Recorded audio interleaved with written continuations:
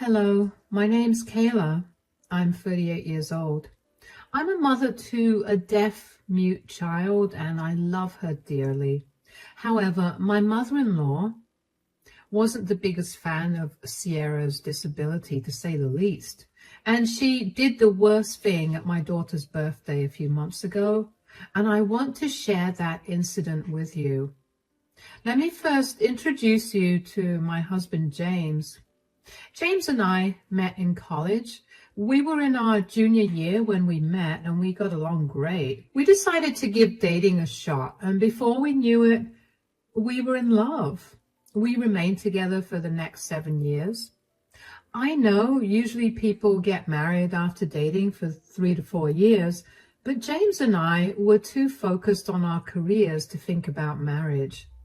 We wanted to be more than financially stable when we got married, so we could do all the things that marked a marriage, like buying a house and having kids. Anyway, it took us a long while to get that stability, and as soon as we were there, we got married. We closed in on a beautiful house, and after we settled in, we began trying for children. It took us quite a while, but eventually, I finally got pregnant.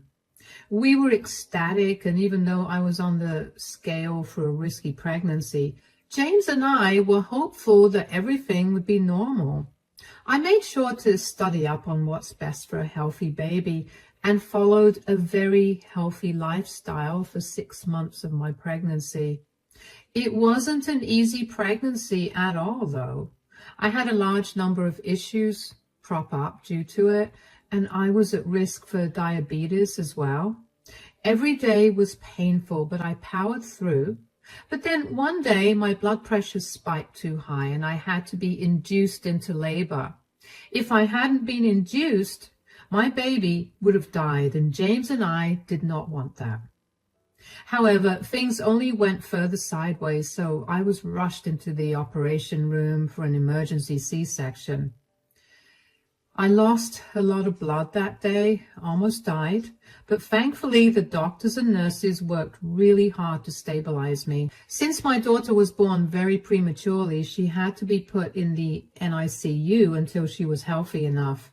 Let me tell you, those were the hardest 3 months of my life.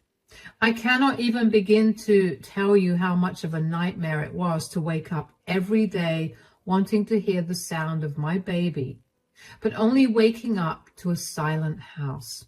Thankfully, my daughter made it, and she was a healthy baby. The doctor told me that my daughter Sierra was showing some abnormalities, and after a few tests, they determined that Sierra was going to be deaf and mute.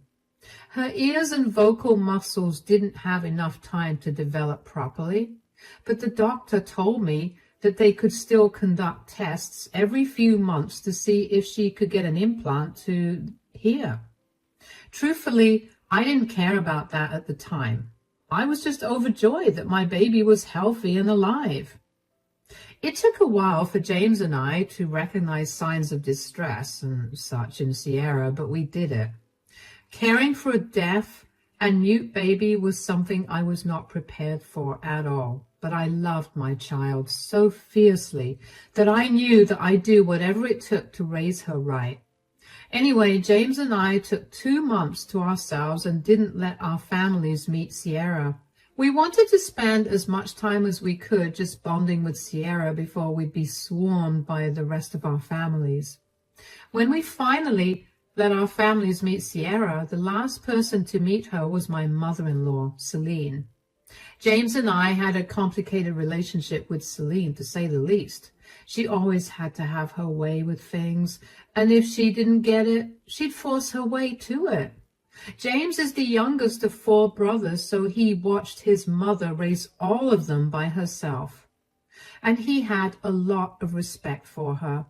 I did too, which is why we brushed off a lot of her behavior. Anyway, she was the last to see Sierra because she had been out of state visiting some friends. When she came over, James let her into the house while I was feeding Sierra. I was upstairs, but I could hear their conversation perfectly. "Hi, Mom, come in. How you doing?" "I'm really happy. I finally get to see my grandchild. I'm glad that you're happy. Sit in the living room. Kayla's feeding Sierra, and she'll bring her down in a minute. Why did you guys even make me wait so long to meet my granddaughter? We just wanted some time to bond with the family, especially since, Sierra was born prematurely. You should have at least let me see her at the hospital. We didn't want to risk anything. Kayla was a mess, and she was in no mood to socialize or be around anybody else. The way you let that wife of yours behave will make her feel like she's the Queen of Sheba. Please don't be rude now. Kayla's been through enough. Yeah. Anything else I need to know before the Queen arrives? Also, since Sierra was born prematurely, her body didn't get time to develop fully. Oh, no. Is she okay? I feel like this is something you should have informed everybody about immediately. Mom, we were going through something really scary, and informing people about things was the last thing on our minds. But no need to worry too much. Sierra is a healthy baby. She just didn't get to develop her ears properly, so she's deaf. And the muscles that would usually help her speak are also underdeveloped, so she won't be able to speak. So she's deaf and dumb? Yeah, but you shouldn't call her dumb. She's mute. And you found this out right now, while she's still a baby? Yeah. Come on. You don't seriously believe that. The doctors just said all of that to get money out of you. Mom, please keep your opinions to yourself. Like I said, Kayla's been through a lot, and she doesn't want to hear your opinions. Be nice to her today, and just be grateful that you get to see Sierra. Fine. But don't expect me to remain silent about this for too long. Hi, Celine. Look who's here. Oh, there's my granddaughter. She's so cute. I heard everything that Celine had said, and let me tell you, I was not happy about it. She sounded so entitled and weird about Sierra's disability. I couldn't help but feel like she was going to be difficult to deal with in the future, and I was right. Over the next 3 years, Celine was an absolute pain. She wouldn't stop giving me her insights and opinions about Sierra's disability. She never insisted I did anything, and if I got even a little defensive, she'd tell me not to overreact because she was just giving me her opinions. Whenever I would tell James about it, he'd look defeated and tell me that Celine's behavior was her nature. He'd tell me that she was a traditional woman, so explaining these things to her was not going to change the way that she behaved because she would not accept the explanations. I get being a traditional person, but being traditional doesn't have to mean being ableist. Anyway, I would still bring Sierra around to spend time with Celine because not doing that would become a nightmare for James and me. One particular day, I was supposed to go over to Celine's place with Sierra after a doctor's visit. I ended up running a little late, and when I got there, Celine was standing at the front door looking irritated. Where were you guys? We're sorry we're late. We were at the doctor's. Doctor's? Is one of you sick? No, Sierra just had a checkup. Her doctor put her on some medication to see if she'd be able to strengthen her muscles that are used to talk. He was also checking on her ears to see if there was any way for her to get an implant. I thought I told you that this was all nonsense. Excuse me? Oh, so James didn't tell you. Look, Sierra is still a baby. There's no way a doctor is able to figure out that she's deaf and dumb just by looking at her. Give her body some time to develop, and then you'll see that you're worrying about nothing. Well, medicine has improved enough for doctors to be able to determine deafness in infancy itself. Sierra is very much deaf, and no amount of time is going to change that. Why are you so stuck up in your ways of thinking? How am I possibly being stuck up in my way of thinking? I'm trying to do what's best for my child. You clearly didn't do the best for her because you birthed her too early. Are you saying that my daughter's disability was my fault? I didn't say it, but since you're admitting it, I'm not admitting anything. I almost died giving birth to Sierra. Would you rather one of us not be alive? You think I don't feel bad that I robbed Sierra of a regular life? Don't twist my words. I don't care about what you feel. I just care about Sierra. You're wasting your money on useless doctors. That's money that you could be saving for her education. We're not wasting money on anything. We're simply doing our best to make her life as comfortable and accessible as possible. You're going to make her believe that she's deaf and dumb if you keep taking her to these doctors. And how do you know that the medicines they're giving you are not going to prolong her deafness and dumbness? You sound insane. Why in the world would her doctor do that? James and I are working hard to prepare Sierra for the world, and getting advice from doctors is one of the ways. You don't get to say anything about this or how we spend our money because you're not Sierra's parent. Denying Sierra's disability doesn't change the fact that Sierra is deaf and mute. Either drop it or I'm leaving with Sierra. Whatever. Are you at that time of the month? Is that why you aren't understanding what I'm saying? You know what? I'll leave. I expect those words out of some old-fashioned man, not my mother-in-law. Come back. Stop being so overly emotional. You can't keep my granddaughter away from me. I practically ran back to my car after that. I was seeing red. I couldn't believe that any of those words had left Celine's mouth. That was the first time Celine told me that I was a crappy parent, not as an opinion, but as a fact that she believed. Her blaming me for Sierra's disability made my heart hurt like crazy. I felt that guilt every single day, and her telling me that with a smirk on her face made me want to yell at her with every fiber in my body. I tried to calm myself on the way back home. I knew that I needed to get James to talk to his mother whether he liked it or not. If he didn't do it, I'd take matters into my own hands and he'd have to deal with it. When I got back home, James was in the kitchen preparing dinner. I sat Sierra down in the living room in her playpen and went over to him. Hi, honey. I thought you were spending the day with my mom. Yeah, I was supposed to, but I simply couldn't. Why? Did something happen? Yeah. Your mother kept insisting that Sierra was not deaf and unable to speak. Oh, no. She told me that by visiting so many doctors, we'd actually confirm Sierra's disability. And there was something else. Also, oh yeah, she told me that we were wasting our money on doctors who were giving us medicines that were making our daughter deaf and dumb. What did you say to her? I told her that she had no right to tell us what we did with our money, and that just because she denied Sierra's disability didn't mean it didn't exist. That's good.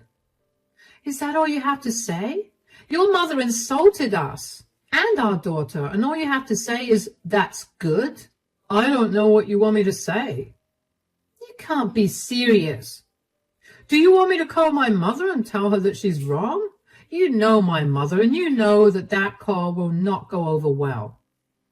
I did what I had to do as a mother for our child. When are you going to grow a spine and tell her to back off with her opinions?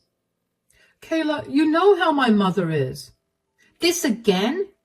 Why are you always defending your ableist mother? She's constantly been giving her unnecessary input against Sierra's disability. Sure, Sierra can't understand what Celine is saying right now, but she will eventually. I know that. I feel like I'm stuck between a rock and a hard place. On one hand, I'm beyond hurt that my mother would say such things about our daughter. On the other, she's my mother. I cannot be rude to her. How are you letting her get away with being rude to me and Sierra? Did you know that she blames me for Sierra's disability? What? Did she tell you that? Not directly, but she implied it. You need to stop siding with your mom. I do not want Sierra growing up around her. Look, my mom is just very old-fashioned. I told you that she and my dad had a very toxic and traditional marriage. Bearing and raising children is all she ever did. So I guess she's overprotective of Sierra for that reason. Being overprotective and ableist are two entirely different things. I know. I'll talk to my mom, but if she doesn't listen, there's nothing much I can do. You may not be able to do much, but I will. I will make sure she doesn't get to visit Sierra at all. I do not want my child to grow up with a complex because her grandmother made her feel differently about her disability. I don't think that will work in the long run. I will make sure that it does. Just remember that you could either nip this in the bud or Sierra is going to grow up into a very insecure, unstable person. We both only want what's best for her, right? Then do the right thing. I knew where James was coming from. Don't get me wrong. I loved my husband more than anyone else on this planet, but I also wanted him to grow a spine and tell his mother what she was saying was wrong. I knew that he revered his mother. The man watched his dad verbally and emotionally abuse his mother and leave her to take care of all their kids while he sat in front of the TV and drank his many packs of beer.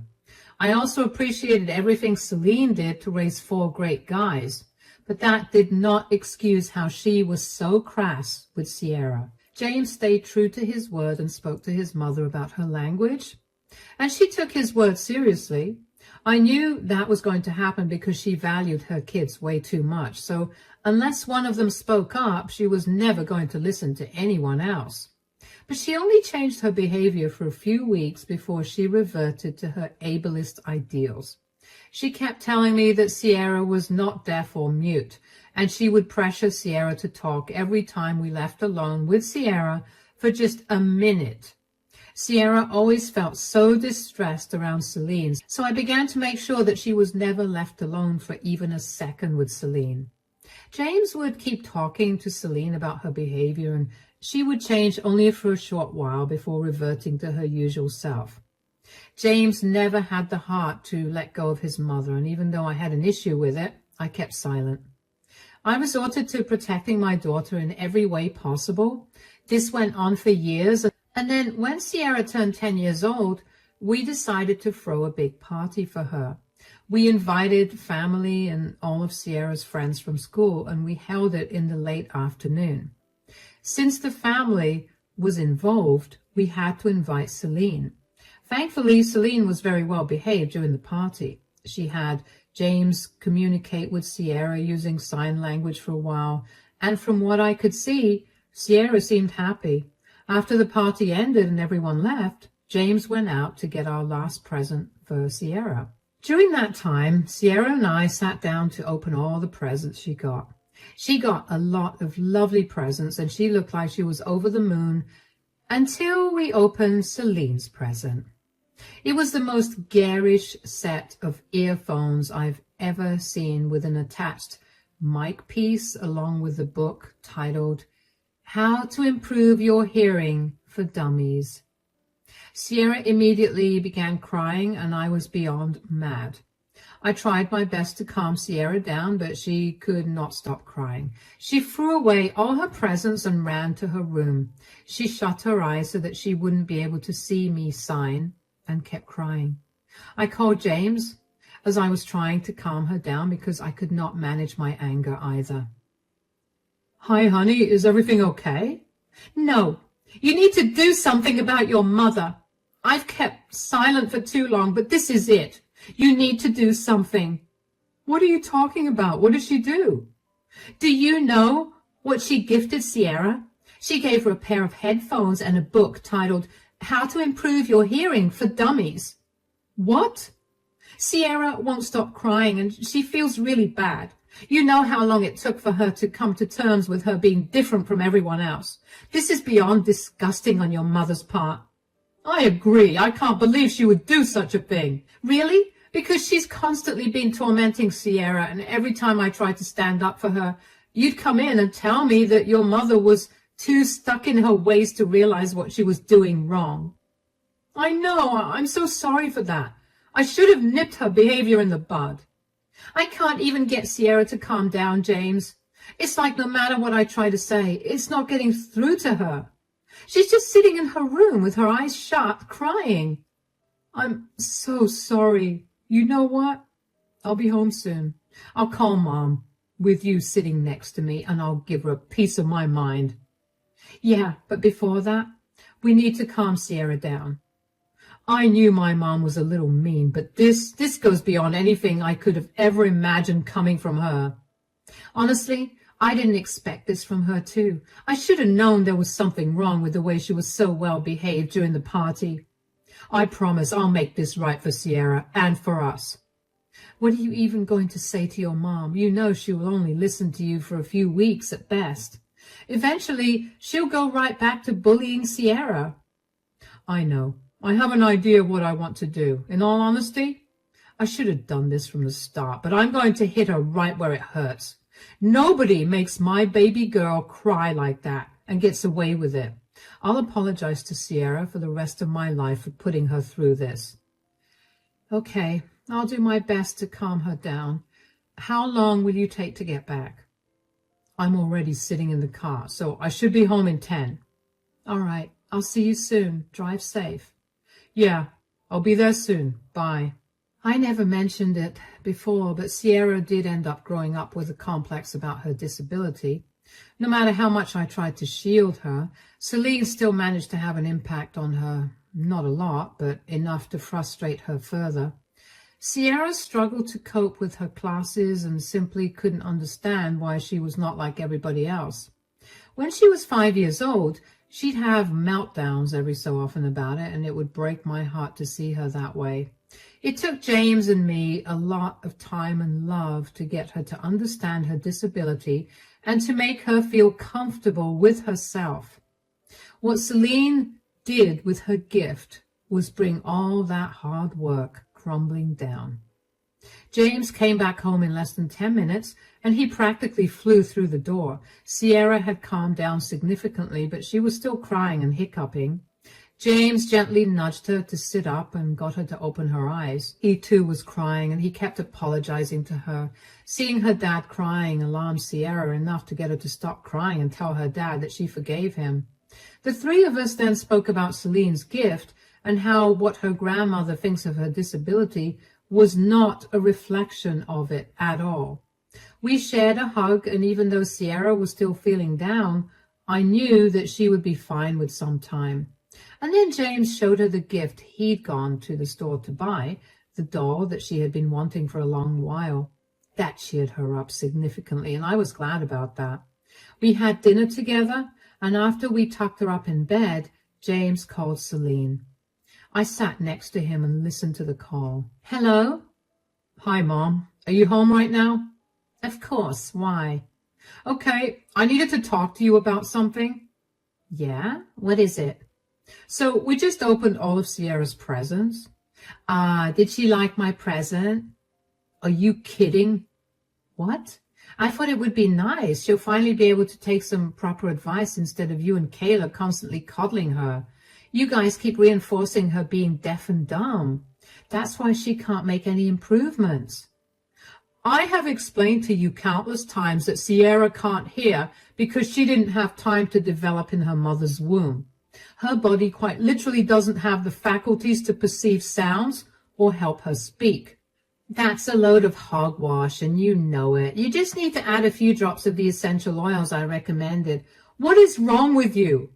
You've kept denying Sierra's disability, and you've done way too much to alienate and hurt her. Do you not feel bad at all? You guys coddle her way too much. She's now gotten used to people treating her differently because you keep telling her she's different. I was just trying to set her on the right path. So you think giving her a pair of headphones and a book on how to hear properly was the right path? Obviously, since her parents won't educate her, I took it upon myself to teach her. You know what? Since you wanted to take something upon yourself, why don't you take it upon yourself and never talk to me again? Why are you being so sensitive to this? This is all Kayla's doing. I told you that girl was no good for you. This has nothing to do with Kayla. Do you know how hurt Sierra was that you gave her that gift? She cried for so long and refused to talk to us at all for an even longer time. So, Kids are strong. She'll get over it. You guys made her too sensitive, and now she can't take the fact that she's not as special as you guys have made her out to be. What is wrong with you? Why are you so heartless? You know, I ignored everything you've said and done to Kayla and Sierra for so long because I thought you were just too traditional and set in your ways. That was a huge mistake because clearly you're just a monster. James, that is no way for you to speak to your mother. And giving crappy gifts to my daughter is no way to behave as a grandmother. I don't want anything to do with you anymore. Don't ever come back. I want you out of mine and my family's lives. If you ever try to come close to us, I will call the police on you. Are you serious? You can't seriously be overreacting over one gift that was supposed to be for your benefit. Do you really want to be stuck with a child that would remain with you forever because she believes she's disabled? Why wouldn't I want my child to remain with me? I love her with all my heart. And unlike you, I could never dream of kicking my child out as soon as they're adults. The very fact that you refuse to accept Sierra's disability even now is enough to tell me that you will always prioritize your values over your family. Never contact any of us again. James was red in the face from how angry he was. I was finally glad that James made the right decision. I could tell that this time he was being serious because I had never seen James this upset before. He had one of the most calm temperaments I've ever seen in a person, so to see him get mad meant that someone really messed up badly. And this time it was Celine, and rightfully so. Celine tried to call back as soon as James cut the call, but James declined the call and blocked her number. She then tried calling me, but I let the call ring out. I did not want to hear her voice because Lord knows I would have been a lot meaner than James was to her. I guess Celine realized that she was not going to get an answer from either one of us and left us alone for that night. But for the next few days, she would keep calling me until I was forced to block her as well. In hindsight, I should have known better that Celine would not leave us alone because after a month of no contact with her, we got served with a summons. Celine had decided that since we were not going to let her near us, she would file for visitation rights as a grandparent. James and I were furious about this, but we knew that if we beat her here, she would definitely have no way of contacting us. So we gathered all the evidence we could of Celine's disgusting attitude towards Sierra's disability. When the evidence was presented to the judge, it was decided that Celine would not get any visitation rights. Celine's face as she realized that she lost was something I couldn't help but remember because it was so funny. She looked like she'd been caught doing something she shouldn't have been doing. And honestly, that was a pretty accurate look on her face because she should not have messed with us. She then got a new number from which she kept spamming James and my phones with calls and texts to tell us what horrible people we were and how she was simply trying to protect Sierra from our evil ideologies. After that, James and I got a restraining order against her so that she was not allowed to contact us at all. And that was when I truly felt safe. As for Sierra, she's doing a lot better now. It took us a while to bring her back to her original self, but after a while of watching some very heartwarming videos of other families with deaf children and educational videos on what it is like to be deaf and mute, Sierra bounced right back to her old self. She's proud of who she is, and she's quickly forgotten about Celine as well. James and I are equally proud of Sierra, and we're definitely going to be a lot more careful about who we let our daughter be around. Thank you so much for sticking through and listening to my story. Remember to be kind to everyone, regardless of what they look like.